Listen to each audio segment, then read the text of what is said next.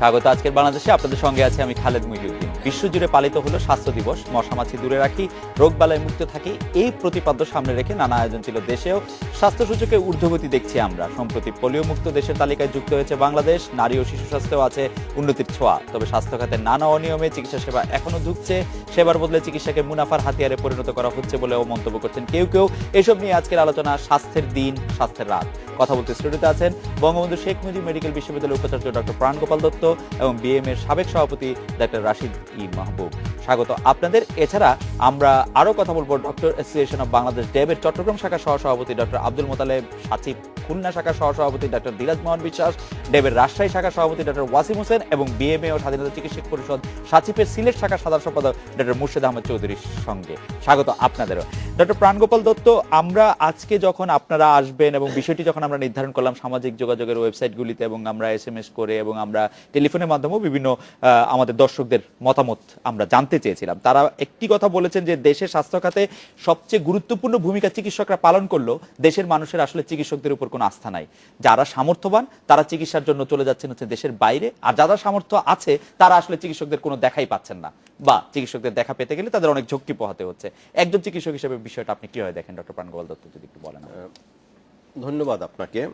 আপনার বক্তব্যটা কিন্তু আংশিক সত্য। যেমন আপনি বললেন যে এখন যাদের সামর্থ্য আছে তারা বাইরে চলে যাচ্ছে, এটা কিন্তু অতীতের তুলনায় অনেক কমে গেছে। যেমন আগে একটা হার্ট ডিজিজের একটা প্রশ্ন উঠলেই সবাই বাইরে চলে যেত। এখন কিন্তু বাংলাদেশে যে পরিমাণ ওপেন হার্ট সার্জারি হচ্ছে, not only for myocardial infarction বা ব্লকেজ বা কনজেনিটাল হার্ট ডিজিজ থেকে শুরু করে, এটা কিন্তু একটা রিমার্কেবল অগ্রগতি হয়েছে। আরেকটা জিনিস আমি আপনাকে বলবো, যে আমার সাবজেক্ট যদি আপনি ধরেন যে সমাজ কল্যাণ মন্ত্রণালয়ের অনুদানে ককলিয়ার ইমপ্লান্ট মানে জন্মগতভাবে বধির বা অ্যাকোয়ার্ড যারা বধির আছে তাদের কানে ককলিয়ার ইমপ্লান্ট বা বায়োনিক ইয়ার যে প্রতিস্থাপন আমরা করেছি, শুধু বঙ্গবন্ধু ইউনিভার্সিটিতে আমরা ইনস্টিটিউশনালি 53টা করেছি এ পর্যন্ত, আর যার মাধ্যমে আমার 5 জন সার্জন সৃষ্টি হয়েছে। আগে সেটা বাইরে যে সবাই করত। আর এখন সবচেয়ে মজার ব্যাপার হলো এই জিনিসটা পৃথিবীর অনেক দেশেই কিন্তু বিনা পয়সায় দিচ্ছে না। আমরা কিন্তু সমাজ কল্যাণ মন্ত্রণালয়ের কাছ থেকে পাচ্ছি এটা, এবং আমরা শুধু অপারেশন করে সেটা ফিট করে দিচ্ছি, তারপরে কি করে কথা বলতে হবে সেটা শেখাচ্ছি। এরকম অনেকগুলো ক্ষেত্রেই কিন্তু অনেক উন্নতি হয়েছে। হ্যাঁ, চিকিৎসকদের উপরে রোগীদের আস্থা কমেছে, এ কথাটা আমিও সত্য বলে মনে করি। দুটা কারণে। একটা হলো যে আমাদের চিকিৎসা শিক্ষাটা কিন্তু উত্তরাধিকার সূত্রে আমরা ব্রিটিশদের কাছ থেকে পেয়েছি। এই চিকিৎসা শিক্ষাতে মানুষের যে psychology teaching, behavioural science teaching, এই টিচিংগুলো আমাদেরকে দেওয়া হচ্ছে না। আমি যখন ছোট, আমার দাদু ডাক্তার অশ্বিনী কুমার দত্ত যখন ডাক্তার, আমার জন্মের পরে আমি জেনেছি যে বাড়িটা ডাক্তার বাড়ি হিসেবে পরিচিত, সেখানে আমি রুগীদেরকে দেখেছি যে ওরা আয়েশা বলতো যে উপরে ঈশ্বর নিচে আপনি, মাঝে কোনো দেবদেবতার নাম বলতো না। রুগীদের এত কনফিডেন্স ছিল। সেই কনফিডেন্সটা ছিল একটা হলো সার্ভিসের জন্য, এবং সেই সার্ভিসটা ছিল with the mood of service. এর ভিতরে কোনো বিজনেসের কোনো গন্ধ ছিল না। আজকে আপনি যেটা বলেছেন দুর্ভাগ্যজনক হলো, এটা সত্য, আমাকে মেনে নিতে হবে। এই কারণেই বিভিন্ন জ্ঞানী গুণী পণ্ডিত ব্যক্তিরা এই কথা বলছেন। এমনকি কয়েকদিন আগে বাংলাদেশের মাননীয় প্রধানমন্ত্রী কিন্তু পার্লামেন্টে দাঁড়িয়ে বলেছেন যে চিকিৎসক এবং শিক্ষকরা আপনারা যদি আপনাদের গ্রামে যেখানে পোস্টিং দেয় সেখানে না থাকেন তাহলে চাকরি ছেড়ে দেন। এই কথাটা কিন্তু সত্যি। আজকে দুপুরবেলায় আমার এখানে আমাদের ডাক, তার, টেলিযোগাযোগ ও তথ্য প্রযুক্তি মন্ত্রণালয়ের মাননীয় মন্ত্রী লতিফ সিদ্দিকী সাহেব এসেছিলেন দেখানোর জন্য। উনিও কিন্তু বলেছেন যে উনার কালিহাতী থানাতে 15টা ডাক্তারের পোস্ট, এখানে 3 জন 4 জন ডাক্তারের বেশি থাকে না। এই যে জিনিসটা, এটা যে সত্য, এতে মাননীয় প্রধানমন্ত্রীর সাথে দ্বিমত পোষণ করার কোনো ক্ষমতা বা কোনো যুক্তি আমাদের নেই। এটা কেন আজকে হলো? এটা হওয়ার পেছনে আপনাকে দেখতে হবে বাংলাদেশের আর্থসামাজিক প্রেক্ষাপটটা, বিশেষ করে সামাজিক প্রেক্ষাপটটা। যে সামাজিক প্রেক্ষাপটে এখন মেয়ে ডাক্তারদের সংখ্যা ছেলেদের তুলনায় অনেক বেশি হয়ে গেছে, এবং তারা প্রত্যন্ত অঞ্চলে থাকতে চাইছেন না। তারা প্রত্যন্ত অঞ্চলে থাকতে চাচ্ছে না। এবং কয়েকটি পত্রপত্রিকা এরকম রিপোর্টও করেছে যে ডাক্তার এখন বেশিরভাগ ক্ষেত্রেই সামর্থ্যবান পরিবার থেকে আসছেন এবং তারা সেজন্য ইয়াতে থাকতে তারা বাইরে যেতে চাচ্ছেন না। বাইরে যেতে এবং এটাও তো সত্য। আজকে প্রাইভেট মেডিকেল কলেজে যারা পড়ছেন তারা তো একজন কৃষকের ছেলে মেয়ে পড়ছেন না, রাইট। তারা সামর্থ্যবান ঘর থেকে আসছেন বলেই তারা ওইখানে পড়ছেন। আমরা মনে হয় যে এই বিষয়টা নিয়ে আবার একটু আলোচনায় আসবো। আমি ডক্টর রশিদি মাহবুব আপনার কাছে জানতে চাইছি যে আমার প্রশ্নের অন্য একটি দিক, আমাদের দেশে যারা সামর্থ্যবান, বিশেষ করে যারা আমাদের সমাজে নেতৃত্ব দেন, রাজনৈতিক নেতৃত্ব থেকে শুরু করে যারা বিত্তবান, তারা সবাই চিকিৎসার জন্য বাইরে চলে যাচ্ছেন। আমি আসলে ডক্টর প্রাণগোপাল দত্ত বলছিলেন যে এটি কমেছে, কিন্তু আমি আসলে সামর্থ্যবানদের মধ্যে এটি খুব কমতে দেখি নাই। তারা বেশিরভাগই আমাদের শীর্ষ পর্যায়ের শীর্ষ ব্যক্তিটি সহ সবাই বাইরেই চিকিৎসা নেন। এটা কিন্তু বাস্তব সত্য। কেন হচ্ছে না সেই কথাটা কিন্তু আগার আসছে যে বাংলাদেশে আজকে রাজনীতিবিদ ক্ষমতাবান যারা আছে তারা বাংলাদেশের যেই ধরনের হাসপাতালে তারা চিকিৎসা নেয় বিদেশে, সেই ধরনের হাসপাতাল কিন্তু বাংলাদেশে তারা তৈরি করে নেই, ইনভেস্টরও তৈরি করে নেই। সুতরাং এখানে কতগুলো আছে চিকিৎসা, কতগুলো আছে চমক। কারণ ডাক্তারিটা যেটা আপনার প্রথম শর্ত, স্কিলফুল ডাক্তার একটা ফ্যাক্টর, কিন্তু স্কিলফুল ডাক্তার থাকলেই কিন্তু আপনার মন জয় হবে না। আনুষঙ্গিক যে জিনিসগুলো আছে সেগুলো কিন্তু আমাদের দেশের কোনো হাসপাতালে সেইভাবে পাওয়া যায় না। এটা গেল 1 নম্বর।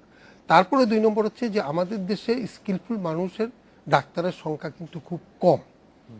কিন্তু আবার উল্টোভাবে এটা আবার একটা মাইন্ড সেট আপও আছে, কারণ বিদেশে চিকিৎসা করানোটা কিন্তু একটা স্ট্যাটাস সিম্বল অনেক সময় আসে, অপ্রয়োজনেও যায়। আমরা দেখেছি আমি অন্তত 2 জনের উদাহরণ দিতে পারবো। মতিয়া চৌধুরী তার চোখের অপারেশন করেছে বিএসএমএমইউতে, নাহিদ তার প্রস্টেটের অপারেশন করেছে বিএসএমএমইউতে। আমার বঙ্গবন্ধুতে করেছে। কিন্তু প্রশ্নটা হচ্ছে তারা কি ক্ষমতাবান না তারা সম্পদশালী না, এটা আমি জানি না। কিন্তু এখন এটা মাইন্ডসেটের ব্যাপার আছে। হ্যাঁ, তবে আমাদের ডেফিসিট আছে ওই ক্লাসকে অ্যাকোমোডেট করার জন্য, এবং তাদেরও একটা সমস্যা আছে। বেশিরভাগ ক্ষেত্রে যদি আমাকে বলা হয় ওই টাকা তাদের অনেকেই সৎ উপায়ে কামানো না, এটা একটা ফ্যাক্টর। কারণ বাংলাদেশে দুর্বৃত্তায়নের যে ফ্রেমটা, আমি একটা খারাপভাবে এইভাবে বলি, আগে যে টাট্টিতে পায়খানা করতো সে হঠাৎ করে তো কমোটে চলে আসছে, তো ইমব্যালেন্সমেন্ট ইজ দেয়ার। তা আমার মনে হচ্ছে যে বিদেশে যাওয়ার কিন্তু অনেকগুলো চিকিৎসার জন্য বিদেশে আপনাকে যেতে হতে পারে, আমার দেশে যে ডেফিসিট নাই তা নয়, কিন্তু অনেকে অপ্রয়োজনীয় চিকিৎসার জন্য বিদেশে যায় এবং তারাই নাম্বারটা বাড়ায়। আপনাকে অনেক ধন্যবাদ। আমি একটু সংযোগ করব। জি, স্যার তো বললেন যে মতিয়া চৌধুরী, আমার এই বঙ্গবন্ধু শেখ মুজিব মেডিকেল বিশ্ববিদ্যালয়ে মতিয়া চৌধুরী তার ক্যাটারাক্ট অপারেশন করেছেন, নুরুল ইসলাম নাহিদ স্যার তার প্রস্টেটের অপারেশন করেছেন, এম.কে. আনোয়ার স্যার তার এই চোখের ক্যাটারাক্টের অপারেশন করেছেন, এবং আরও 2-4 জন মন্ত্রী আমার এখানে তাদের গলব্লাডার অপারেশন করেছেন। কিন্তু প্রশ্ন হলো তাদের মাইন্ডসেট, যেটা স্যার বললেন। আমি একটা কথা বলি, কয়েকদিন আগেই মাননীয় প্রধানমন্ত্রী খুব সর্দি কাশিতে ভুগছিলেন। তা আমি ওনাকে দেখে বলছিলাম যে আমি তো আপনাকে আগেও একবার নাকে অপারেশন করেছি, আপনি কি একবার বাইরে দেখে আসবেন কিনা। উনি আমাকে ধমক দিয়ে বললেন যে বাইরে গেলে কি আমাকে এর চেয়ে বেশি কিছু করবে? তুমি আমার কানের যখন 21শে আগস্টের বোমা হামলা পরে তুমি পরীক্ষা করে আমাকে যা বলে দিয়েছো মাউন্টেনে, তো তাই বলেছে। এটা কিন্তু এই যে স্যার যেটা বললেন, মাইন্ডসেটটা একটা বিরাট জিনিস। কিন্তু আমরা কিন্তু আমাদের রাষ্ট্রপতি, প্রধানমন্ত্রী, বিরোধী দলের নেত্রী, আমাদের শীর্ষ ব্যবসায়ী, সবাইকে আমরা বিদেশে গিয়ে চিকিৎসা নিতে দেখি। না, প্রধানমন্ত্রী কিন্তু তেমন একটা জানেন না। আমাদের প্রধানমন্ত্রী মাশাআল্লাহ অনেক সুস্থ, সেজন্য হয়তো জানেন না। উনি জানেন। কিন্তু যখন দরকার হবে, এবং তিনি গিয়েছেন, এর আগেও গিয়েছেন, কয়েকবারই গিয়েছেন। আপনি চিকিৎসা করার পর আপনি মাউন্ট এলিজাবেথের কথা আপনি বলছেন, আমি আসছি আপনার কাছে। আমি একটু ডক্টর আব্দুল মোতালেবের কাছে যাই। ডক্টর আব্দুল মোতালেব, আপনি ড্যাব চট্টগ্রাম শাখার সহসভাপতি, আপনি একটু বলবেন যে এই মুহূর্তে স্বাস্থ্য খাতে আপনি সরকারের সবচেয়ে বড় সাফল্য কোনটা দেখেন, সবচেয়ে বড় ব্যর্থতাই বা আপনার চোখে কোনটি? ডক্টর আব্দুল মোতালেব।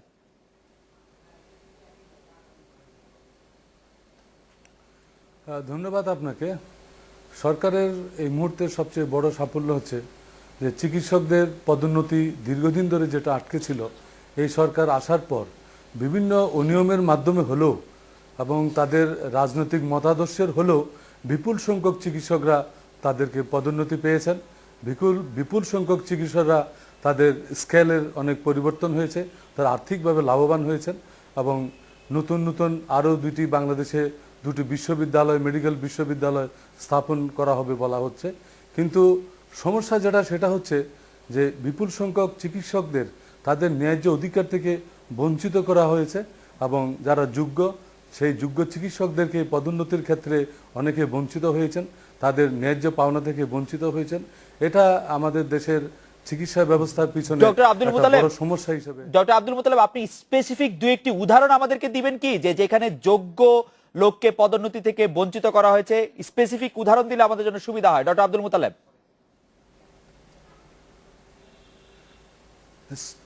স্পেসিফিক উদাহরণ যদি আমি বলতে চাই তাহলে আমি স্পষ্টভাবে বলবো, আমি জানি আমার এই মতামত শুনে অনেকে হয়তো মনে কষ্ট নেবেন, তবু আমি বলছি চট্টগ্রাম মেডিকেল কলেজের এমন একটা বিভাগ আছে যে বিভাগের একজন চিকিৎসককে পদোন্নতি দেওয়া হয়েছে, তিনি সেই বিভাগের পোস্ট গ্রাজুয়েশন ডিগ্রিধারী নন, তাকে পদোন্নতি দেওয়া হয়েছে। অথচ সেই বিভাগেই অনেক সিনিয়র শিক্ষক আছেন যারা পোস্ট গ্রাজুয়েশন করেছেন 8 থেকে 10, 20, 15 বছর আগে, তারা পদোন্নতি পান নাই। সেই চিকিৎসক যিনি পোস্ট গ্রাজুয়েশন করেনই নাই, তার পদোন্নতি শিক্ষক হিসেবে হওয়ার কথাও না, তিনি পদোন্নতি পেয়েছেন। ডক্টর আব্দুল মুতালেব, আপনাকে অনেক ধন্যবাদ। আপনি আমাদের সঙ্গেই থাকেন। আপনি কি সেই চিকিৎসকের নাম বলতে চান?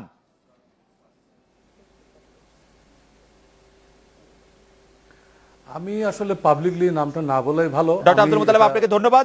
আমি একটু ডক্টর ধীরাজ মোহন বিশ্বাস আপনার কাছে জানতে চাইবো যে ডক্টর আব্দুল মুতালেব কিন্তু বললেন যে পদোন্নতি করা হয়েছে সেটি একটি সরকারের ভালো দিক, কিন্তু সেই পদোন্নতি করা হয়েছে বা পদোন্নতি দেওয়া হয়েছে শুধুমাত্র রাজনৈতিক বিবেচনায়। অনেক যোগ্য লোককে পদোন্নতি দেওয়া হয়নি, অনেক অযোগ্য লোককে পদোন্নতি দেওয়া হয়েছে।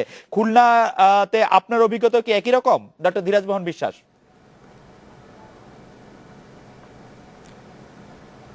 না, এটা সর্বাংশে সত্য নয়।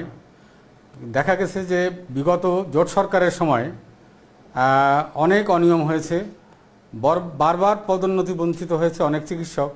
নতুন সরকার আসার পরে এবং যখন এই ডিপিসি হয়েছে, তখন সেই যে পদোন্নতি বঞ্চিত চিকিৎসকরা পদায়ন হয়েছে। আর তাতে করে যে পদোন্নতি দেওয়া হয়েছে, তাতে কোনো খুব বেশি অনিয়ম হয়েছে এরকম মনে হয় না। অল্প অনিয়ম হয়েছে ডক্টর ধীরাজ কুমার বিশ্বাস? অনিয়ম অল্প হয়েছে কোনো কোনো ক্ষেত্রে। জি বলুন। অনিয়ম কি আপনি বলছেন খুব বেশি অনিয়ম হয়েছে এরকম বলা যাবে না? আপনি কি বলতে চান অনিয়ম অল্প হয়েছে নাকি হয়ই নাই?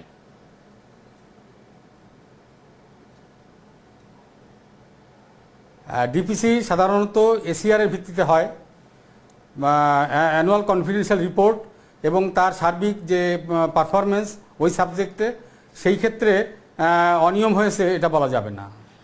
ডক্টর ধীরাজ কুমার বিশ্বাস, আপনাকে ধীরাজ মোহন বিশ্বাস, আপনাকে অনেক ধন্যবাদ। আমি একটু ডক্টর ওয়াসিম হোসেনের কাছে একই প্রশ্ন জানতে চাইবো যে ডক্টর ওয়াসিম হোসেন, আপনি কি মনে করেন যে এই পদোন্নতির ক্ষেত্রে বা পদায়নের ক্ষেত্রে কোনো ধরনের রাজনৈতিক প্রভাব কাজ করেছে? ডক্টর ওয়াসিম। ধন্যবাদ আপনাকে।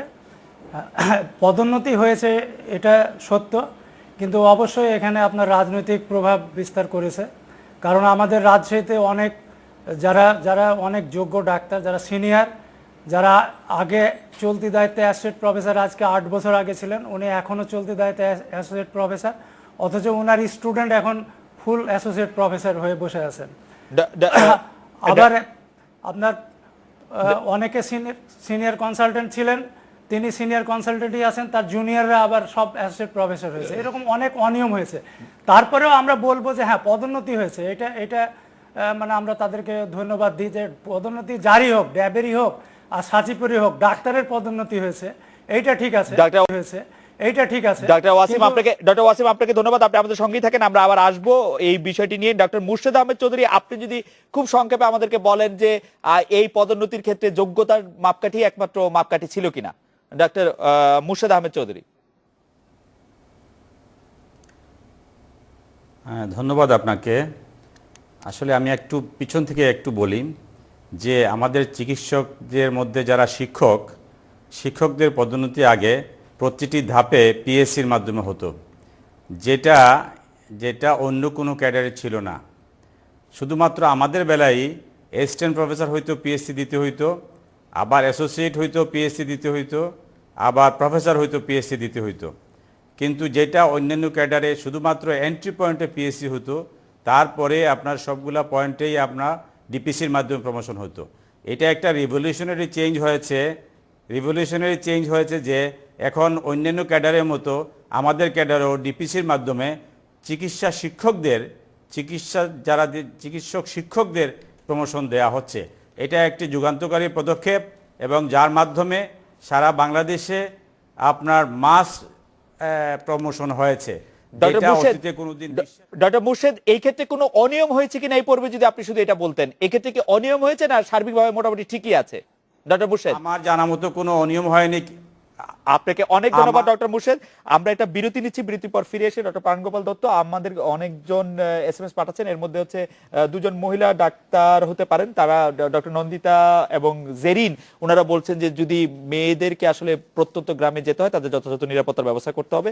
একজন দর্শক এটাও বলেছেন যে ডক্টর প্রাণগোপাল দত্ত কি জানেন যে তার সাথে দেখা করার জন্য সিরিয়াল নিতে 3 মাস লাগে, এটা একটি কথা। আর আপনি শুনলেন যে আমাদের ঢাকার বাইরে থেকে যে দুজন ছিলেন হচ্ছে ড্যাবের এবং দুজন ছিলেন হচ্ছে সাচিপের, তারা দুই রকম কথা বলেছেন, তবে মোটের উপর সরকারকে ধন্যবাদ দিয়েছেন যে পদোন্নতিগুলি ঠিকঠাক মতো হয়েছে। এই রাজনৈতিক বিবেচনায় ডাক্তারদের পদোন্নতি সম্পর্কে আপনাদের দুজনের কাছ থেকে একটু শুনবো। আমরা একটা বিরতি নিয়ে ফিরছি স্যার আপনাদের কাছে, আমরা একটা বিরতি নিচ্ছি।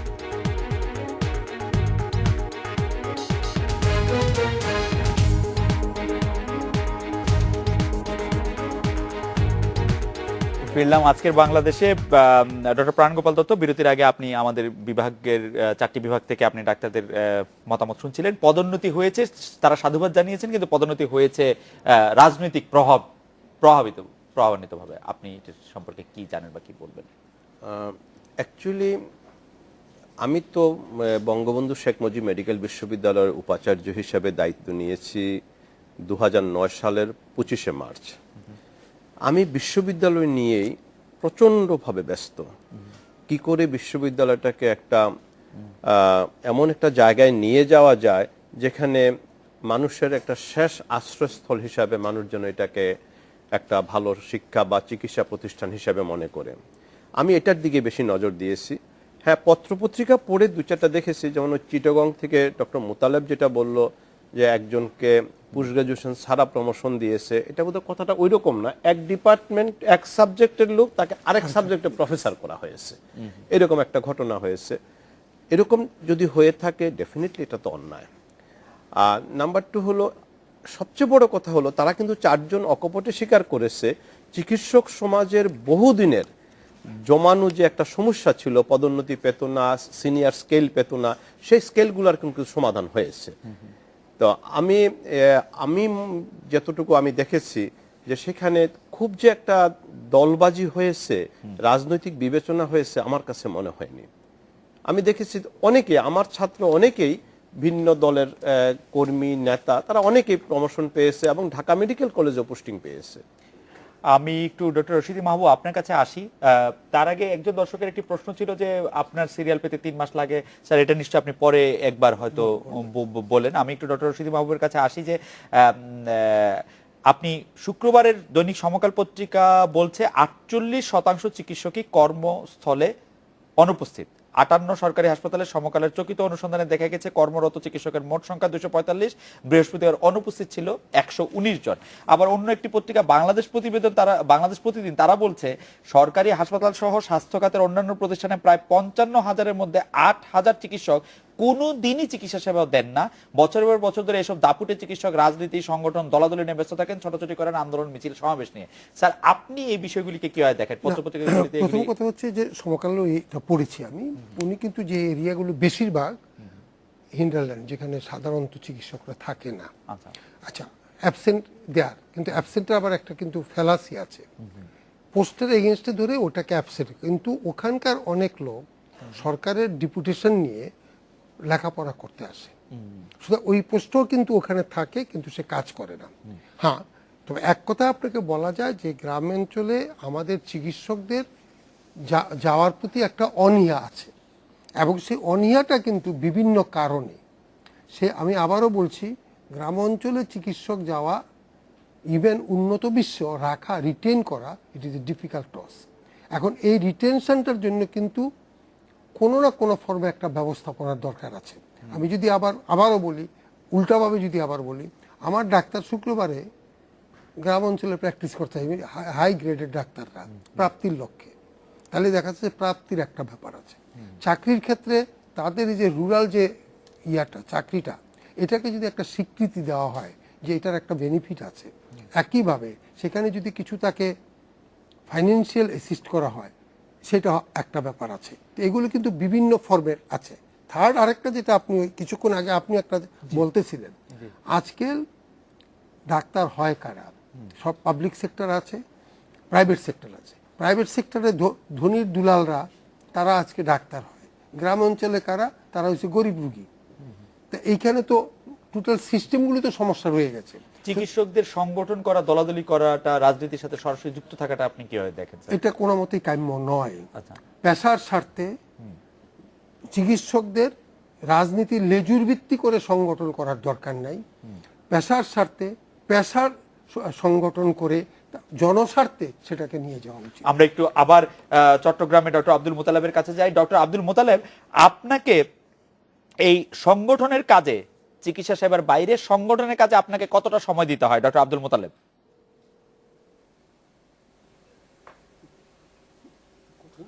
আমি আসলে ব্যক্তিগতভাবে একজন চিকিৎসকই, একজন মনোরোগ বিশেষজ্ঞ। আমি আমার পেশার সাথে সবসময় জড়িত থাকি।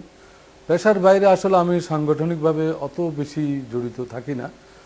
থাকলেও এটা অত্যন্ত এটা সমর্থক বা সামান্য সমর্থক লেভেলের, কিন্তু ব্যক্তিগতভাবে আমি আমার পেশার সাথে সবসময় নিবেদিত থাকার চেষ্টা করি এবং শিক্ষকতা এবং চিকিৎসা পেশার সাথে আমি সবসময় নিবেদিত থাকার মানে চেষ্টা করি। ঢাকায় যেমন আমরা ড্যাব নেতাদের সরকারের দলের বা সরকারের যে কোনো আন্দোলনের সময় সামনে সারিতে দেখি, আপনাকে সেরকম সামনে সারিতে থাকতে হয় না চট্টগ্রামে ডক্টর মোতালেব?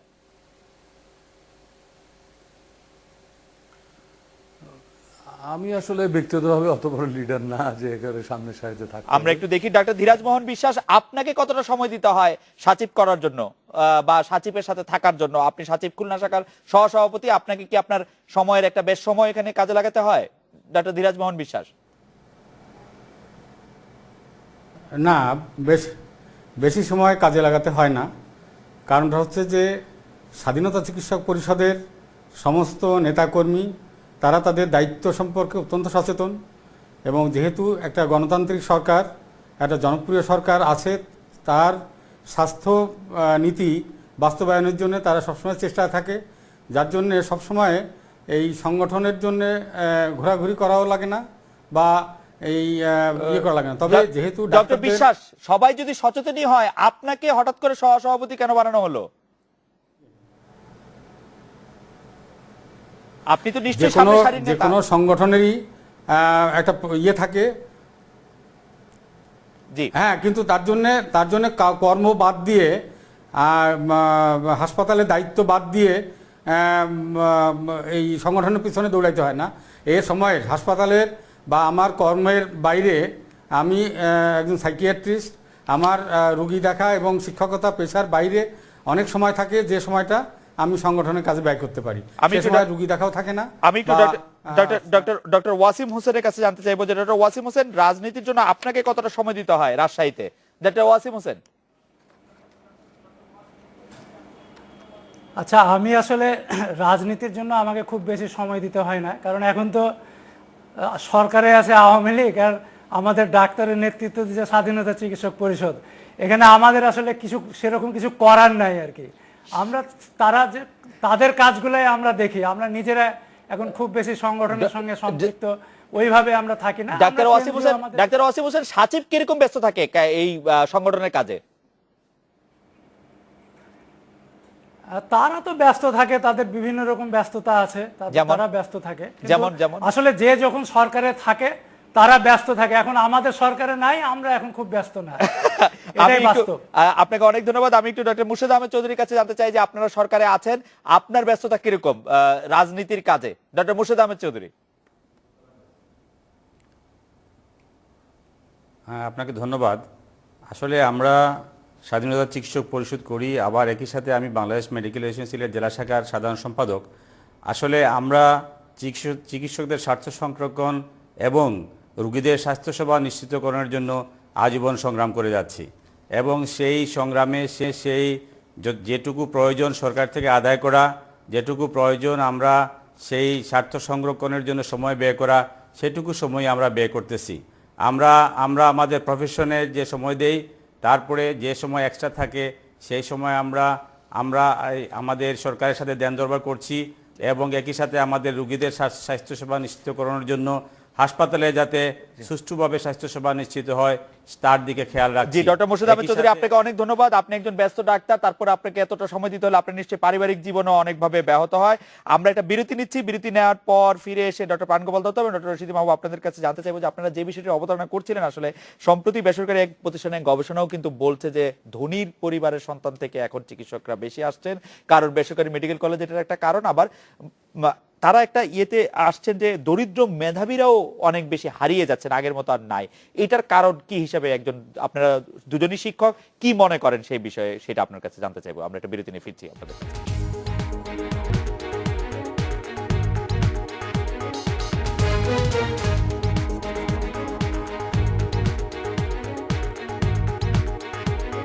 ফিরলাম আজকের বাংলাদেশে। একদিকে বেসরকারি মেডিকেল কলেজ থেকে ধনী পরিবারের সন্তানরা মেডিকেল কলেজে পড়ার সুযোগ বেশি পাচ্ছেন, অন্যদিকে দরিদ্র মেধাবীরাও হারিয়ে যাচ্ছে, যাদেরকে আসলে প্রতিযোগিতা করে সরকারি মেডিকেল কলেজে পড়তে আসতে হয়। স্যার, এটা নিয়ে আপনার মূল্যায়ন বা আপনার বিশ্লেষণ কি? আমি এক কথা যদি আমি বলি যে মাননীয় প্রধানমন্ত্রী কিন্তু দুইটা কথা বলছেন, শিক্ষক এবং চিকিৎসকরা। এখন গ্রামেও কিন্তু সরকারি কলেজ আছে, পঞ্চগড়ও সরকারি কলেজ আছে, আমার কুমিল্লার দেবিদ্বারও সরকারি কলেজ আছে, চান্দিনাতে না হলেও আপনার কচুয়ারির দিকে সরকারি কলেজ আছে, ওইখানে কিন্তু শিক্ষকরা যাচ্ছে না, সিমিলারলি ডাক্তাররা যাচ্ছে না। কেন? স্যার যেটা বললেন প্রাপ্তি, আসলে এখানে হয়ে গেছে শিক্ষা এবং চিকিৎসা দুটাই পণ্য হয়ে গেছে। আর শিক্ষা আর চিকিৎসা যদি পণ্য হয়ে যায় তখন তার গুণগত মান থাকে না। আর গ্রামের ছেলেপেলেরা যেহেতু ভালো শিক্ষক পাচ্ছে না, একটা সরকারি কলেজে আপনি পত্রপত্রিকা খুললে দেখবেন সরকারি কলেজে পড়ানোর জন্য 15 জনের জায়গায় 3 জন শিক্ষক আছে। তারা কি পড়ছে? তাদের বাবা মা তো তাদেরকে ওইরকম প্রাইভেট পড়াতে পারছে না। ঢাকা শহরে বা কুমিল্লা শহরে বা চিটাগং শহরে যেরকম একটা মা 3-4টা মাস্টারের কাছে নিয়ে যে একটা ছেলেকে পড়াচ্ছে, পড়ানোর পরে সে পরীক্ষা দিচ্ছে, পরীক্ষা দিয়ে দেখা গেল সে সরকারি অথবা বেসরকারি মেডিকেল, সরকারিতে চান্স পেলে তো ভালো, না হলে সে বেসরকারি মেডিকেল কলেজে টাকা দিয়ে ভর্তি হয়ে যাচ্ছে। 15 লক্ষ টাকা বা 16 লক্ষ টাকা, এটা কিন্তু not a matter of joke. একটা গ্রামের মানুষ তো এটা স্বপ্ন দেখতে পারে না।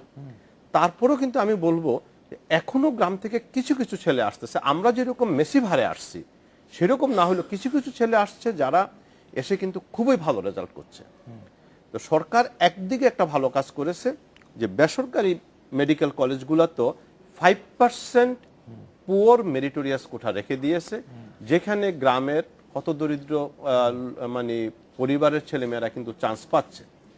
কিন্তু তারপরে আবার যে প্রশ্নটা হচ্ছে, তারা প্রাইভেট মেডিকেল কলেজে ভর্তি হয়ে গিয়ে মানসিক একটা দ্বন্দ্বে পড়ে যাচ্ছে। ওই ধনীর দুলালদের সাথে তারা একটা মানসিক দ্বন্দ্বে পড়ে যাচ্ছে। তারা যেভাবে ওইখানেও কোচিং নিচ্ছে, হেল্প নিচ্ছে, এই ছেলেগুলো সে নিতে পারছে না, সেখানে এসে আবার তারা হারিয়ে যাচ্ছে। এটা একটা জিনিস। আর আমাকে যদি আপনি ব্যক্তিগতভাবে জিজ্ঞাসা করেন যে এটা করতে গেলে আমাদের যেটা করতে হবে, যে ডাক্তাররা গ্রামে থাকে না, এখানে কিন্তু একটা বোনাস পোস্টিং আপনাকে দিতে হবে।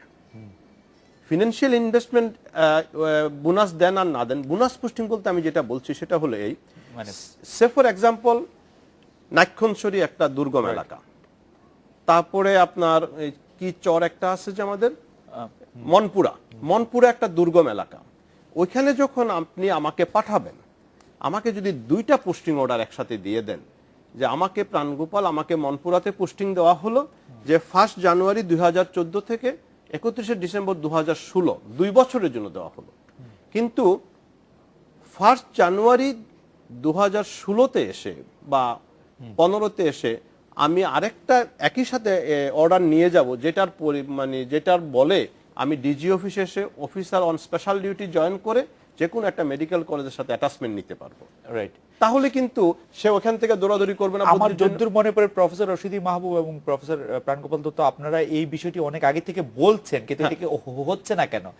একই জিনিস আমি জানি না, আরেকটা সরকারি নীতি নির্ধারকরা কি এই বিষয়টা খেয়াল করছেন না আমি জানি না। আরেকটা জিনিস আমি আপনাকে বলবো যে যেমন স্যার যেটা বললেন যে শুক্রবারে দেখা যাচ্ছে যে অনেকে গ্রামে চলে যাচ্ছে প্র্যাকটিস করার জন্য, এই ঢাকা শহর থেকে একজন কিন্তু ময়মনসিংহ শহরে প্র্যাকটিস করতে যাচ্ছেন। তাকে যদি আবার ময়মনসিংহে পোস্টিং দেওয়া হয় সে কিন্তু যাচ্ছেন না। এটা বাধ্যতামূলক করতে হবে। কিছু জায়গাতে আইন কিন্তু জোর করে দিতে হবে। এটা বাধ্যতামূলক করার কথা বলছেন। আমি একটু ডক্টর রশিদ মাহবুব, আপনার আপনি প্রাপ্তির প্রসঙ্গটা তুলেছিলেন এবং আপনিও এরকম বলেছেন যে একসাথে দুটি পোস্টিং দেওয়ার ক্ষেত্রে সেই ব্যাপারে আপনিও একমত, কিন্তু চিকিৎসকদের গ্রামে না থাকার পেছনে যে যুক্তিগুলি, যে সরকারি আবাসন, গাড়ি, নিরাপত্তা ব্যবস্থা অপ্রতুল, কিন্তু তারা তো এইসব জেনেই সরকারি চাকরিতে আসছেন, তো সেইটা কেন? এবং আরেকটি জিনিস হচ্ছে যে অনেক সময় আমরা চিকিৎসকদের কর্মবিরতি করতে দেখি, সেইটাও বা কিরকম? চিকিৎসকরা কর্মবিরতিতেই বা কেন যাবে? আপনি কিন্তু একটা শব্দ ব্যবহার করছেন যে চিকিৎসকরা যাই না ওইটা ওখানে গেছে, আবার চিকিৎসকরা এইটাও জানে যে তদবির করতে পারলে ওখানে থাকতে হবে না, সেই দুইটাই কিন্তু সে জেনে যাচ্ছে। সুতরাং আপনার এখানে ওই জায়গাটা কিন্তু গ্যাপ রয়ে যাচ্ছে। কারণ এখানে দুর্বলতাটা কোথায়? আমি আবারও বলছি, সরকার কি সত্যিকার অর্থে গ্রামে চিকিৎসক চায়? এটা কিন্তু আমার প্রথম প্রশ্ন, ব্লেম গেম নয়। তাইলে ওখানে রাখার জন্য কি করতে হবে সেই কাজটা কিন্তু মানে যেটা হচ্ছে চিন্তা চেতনাতে এক্সচেঞ্জ করে কিন্তু করা যায়, করা যাবে না এই কথা আমি বিশ্বাস যেমন করি। আমাদের একজন দর্শক আপনার এই কথার প্রেক্ষিতে, ওনার নাম সোমা, উনি বলেছেন যে পোস্টিং নিজের নেটিভ ভিলেজে করা যায় না, ঢাকার মানুষকে বরিশালে দিলে কোনোদিন কি সেটা হবে? বা অন্য একটা ঢাকা বাদ দিয়ে অন্য একটা জায়গায় কুমিল্লার মানুষকে আমি আবার ওই জায়গাটায় আসছি। আমার এখানে ধরুন উপজেলা লেভেলে যদি আমি সেন্টার ধরে নিই, এখন প্রত্যেকটা উপজেলাতে কিন্তু আমরা এটা অপশনই দিতে পারি যে তোমরা কোথায় কাজ করতে চাও। আচ্ছা, একইভাবে উপজেলা প্রশাসন না হয়েও আমি কিন্তু ওই জায়গাতে বলতে চাই যে ডাক্তারদেরকে ওখানে ম্যানেজমেন্ট যারা করবে, তদারকি করবে, সেটা তো উপজেলা থেকেই করা যায়। এখন আপনার এটা কিন্তু রয়ে গেছে সবটাই সেক্রেটারিয়েটে, তো সেক্রেটারিয়েটের থেকে ওইখানে এটা তদারকি হবে না, আমার তদবিরবাজিটা আবার ওইখানে যেটা যে ওদেরকে দেখাশোনা করে তাদের সাথে একটা আনহোলি অ্যালায়েন্স হয়ে তারা দুইজনে মিলে ও কিন্তু ওখানে থাকে না। আর আরেকটা জিনিস যেটি ডক্টর প্রাণগোপাল দত্ত বলছিলেন, আপনিও এটা বলে থাকেন যে দুটি পোস্টিং একসঙ্গে দেওয়ার ব্যাপারে সরকারের এই নীতিমালাটার ক্ষেত্রে না, এটার ব্যাপারে ইয়ে না, কিন্তু এটা তো সবাইকে পারবেন না, এটা কিন্তু দিতে হবে হাই প্রোফাইল স্টুডেন্টদেরকে। আচ্ছা, মানে এখানে যদি আপনি বলেন যে সবাইকে আপনি এটা দিবেন তা হবে না। আপনি মনে করেন যে আজকে বিশ্ববিদ্যালয়গুলোতে যারা স্ট্যান্ড কোয়ালিফাই করে, আপনি সেই ছেলেগুলোকে ভবিষ্যৎ ক্যারিয়ারের জন্য যে তুমি ওখানে কাজটা করো, তোমার জন্য এই দরজাটা খোলা রইলো, so that in future he can be a better doctor, not for all.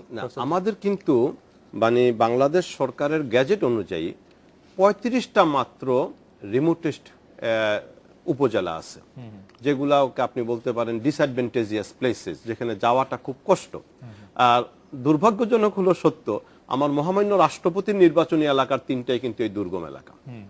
এখন আমার প্রশ্নটা হলো, ওইখানেই যদি তাকে পোস্টিং দিয়ে বলা হয় যে তাকে 1 বছর পরে আবার আনা হবে, একই সাথে দিয়ে দেওয়া হবে, সে কিন্তু আসবে।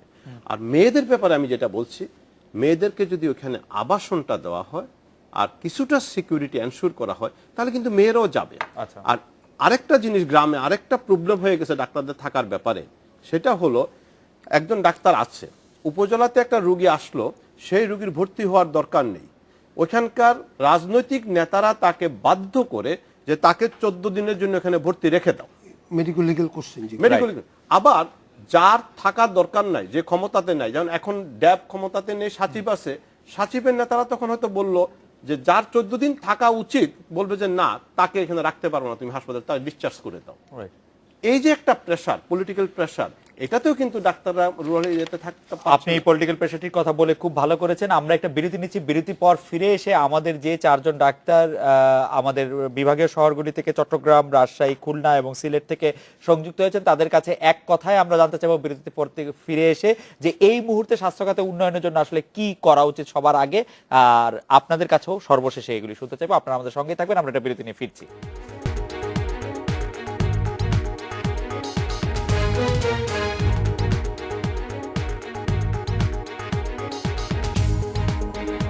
ফিরলাম আজকের বাংলাদেশে। আমি একটু ডক্টর আব্দুল মোতালেবের কাছে জানতে চাইবো যে আপনি মনে করেন এই মুহূর্তে বাংলাদেশের স্বাস্থ্য খাতে উন্নয়নের জন্য সবচেয়ে আগে কি করা দরকার? ডক্টর মোতালেব, আপনার সাজেশন।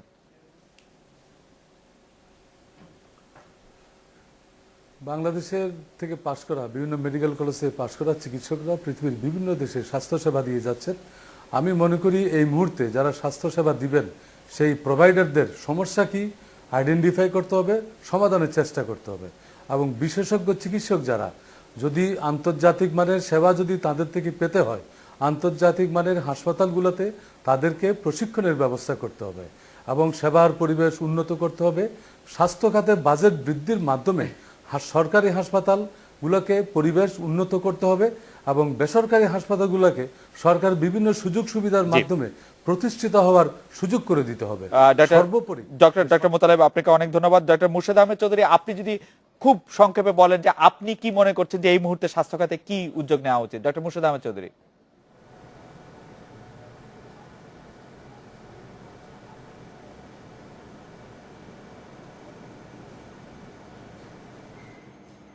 উচিত পার ক্যাপিটা স্বাস্থ্যের যে বাজেট সেটা উন্নত করা উচিত। সেকেন্ডলি, যে চিকিৎসকরা যারা আছেন তাদের কমিটেড থাকা উচিত যে এই সমাজের প্রতি, যে তারা এই সমাজে স্বাস্থ্যসেবা দিয়ে যাবে এবং তাদের ইফিসিয়েন্সি বাড়ানো উচিত এবং তাদের সিনসিয়ারিটির প্রতি সরকারের খেয়াল রাখা উচিত এবং প্রত্যেকটি চিকিৎসকেরই উচিত তাদের মানব সেবায় নিয়োজিত থাকা এবং তাদেরকে তাদের নিজের ব্যক্তি স্বার্থের ঊর্ধ্বে উঠে এদেশে মানুষের আর্তমানবতার সেবায় যথেষ্ট আত্মনিয়োগ করা। ডক্টর মুর্শেদ, আপনাকে ধন্যবাদ। আমি ডক্টর ওয়াসিমের কাছে জানতে চাইবো যে সরকারের এই মুহূর্তে কি উদ্যোগ নেওয়া উচিত, ডক্টর ওয়াসিম হোসেন, স্বাস্থ্য খাতে উন্নয়নের জন্য। সরকারের এই মুহূর্তে সরকারের উচিত হবে স্বাস্থ্য খাতে শৃঙ্খলা ফিরিয়ে আনা। উপজেলা এবং থানা ইউনিয়ন স্বাস্থ্য কেন্দ্রে যে সমস্ত ডাক্তারের পোস্টিং হবে, নতুন ডাক্তারদের বাধ্যতামূলক 2 বছর সেখানে রাখতে হবে। এখানে দলীয়করণ এবং আত্মীয়করণ করা চলবে না এবং তাদেরকে কিছু ইনসেন্টিভ দিতে হবে। যারা হেলথ কমপ্লেক্সে থাকবে তাদের বাড়ি ভাড়ার 50% মওকুফ করা যেতে পারে। যারা ইউনিয়ন সাব সেন্টারে থাকবে তারাকে মাসিক 4-5 হাজার টাকা প্রণোদনা দেওয়া যেতে পারে এবং তাদের উচ্চ শিক্ষার জন্য তাদের অগ্রাধিকার নিশ্চিত করতে হবে। ডক্টর ওয়াসিম, আপনাকে অনেক ধন্যবাদ। আপনি সবগুলি বিষয় মোটামুটি কভার করেছেন। ডক্টর ধীরাজ মোহন বিশ্বাস, আপনার কাছে শেষ কথা শুনবো। আপনি কি মনে করেন যে কি করতে হবে, ডক্টর ধীরাজ মোহন বিশ্বাস? এই মুহূর্তে স্বাস্থ্য খাতে বাজেট বৃদ্ধি করতে হবে, নিরাপদ চিকিৎসালয় প্রতিষ্ঠা করতে হবে এবং পর্যাপ্ত জনবল দিতে হবে, আধুনিক যন্ত্রপাতির ব্যবস্থা করতে হবে এবং সেই সঙ্গে সেই যন্ত্রপাতি চালানোর জন্যে পর্যাপ্ত প্রশিক্ষিত জনবল দরকার।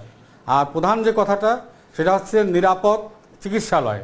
একজন চিকিৎসক যদি নিরাপত্তাহীন থাকেন তিনি কখনোই মন দিয়ে মানুষের নিরাপত্তা, স্বাস্থ্য খাতের নিরাপত্তা বিধান করতে পারবেন। খুবই গুরুত্বপূর্ণ একটি কথা বলেছেন ডক্টর ধীরাজ মোহন বিশ্বাস, আপনাকে অনেক ধন্যবাদ। পাশাপাশি doctor Abdul Motaleb, doctor Wasim Hossain, doctor Murshed Ahmed Chowdhury, আপনাদেরও অনেক ধন্যবাদ আমাদের সাথে যুক্ত হওয়ার জন্য। আমি একটু ডক্টর রশিদ বাবু আপনার কাছে আসি যে আপনার কাছে কি মনে হয় এই মুহূর্তে সরকারের কাছে কি করা উচিত? আমাদের 40 সেকেন্ড সময়। আমি অন্যভাবে বলবো। প্রথম কথা হচ্ছে এই মুহূর্তে করণীয় অনেক বলেছি, কিন্তু আমি একটা জায়গায় অ্যালার্ট করে দিতে চাই। আমার অর্থনৈতিক উন্নতি হচ্ছে, নন কমিউনিকেবল ডিজিজ বাড়তেছে, সুতরাং আমার কিন্তু আগামীতে দরকার হবে স্কিলফুল চিকিৎসকের এবং সেখানে বিনিয়োগ দরকার। সেই বিনিয়োগ কিন্তু প্রাইভেট সেক্টরে হোক, সরকারি অর্থায়নে হোক, এর বিকল্প যদি আপনি হন এখন যে অবস্থায় আছে এর চেয়ে ডিটোরিয়েট করবে। ডক্টর প্রাণগোপাল দত্ত, আপনার কাছে কি মনে হয় যে শেষ? অ্যাকচুয়ালি রশিদি মাহবুব স্যার যা বললেন আমি তার সাথে সম্পূর্ণ একমত, কিন্তু আমাদের এখন সবচেয়ে বেশি দরকার যে হেলথ এডুকেশনটা, মেডিকেল এডুকেশনটা এবং সার্ভিসটাকে আলাদা করা।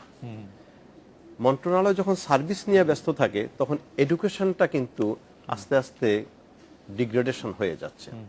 এডুকেশনটার দিকে যখন আমরা মনোযোগ দেব, একজন ভালো নলেজেবল ডাক্তার বের করব, তাকে ট্রেনিং দিতে গেলে আমাকে কিন্তু বেশি টাকা ব্যয় করতে হবে না, কারণ তার ব্যাকগ্রাউন্ড নলেজ অনেক ভালো।